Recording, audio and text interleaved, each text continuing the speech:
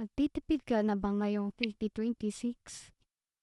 Kung oo, meron akong ire-recommend. Napakabang dishwashing liquid. Napakamura pa. Kasi isang galon na siya.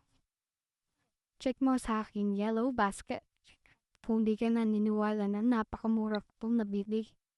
Oo, at anong seller napakabait. Talagang makakausap mo siya.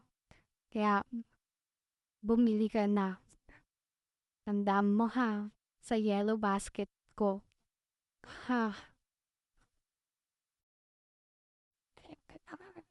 bago buksan yung dishwashing liquid, mapapansin mo na walang bawas, walang kulang, kasi naka-seal po talaga siya. Safe na safe ang pera mo. Dito naman sa video na to, papakita ko niyo na nag-iimemehan ako na piling marunong na maghuhugas. Basta tatandaan ninyo na bumili kayo para makatipid kayo.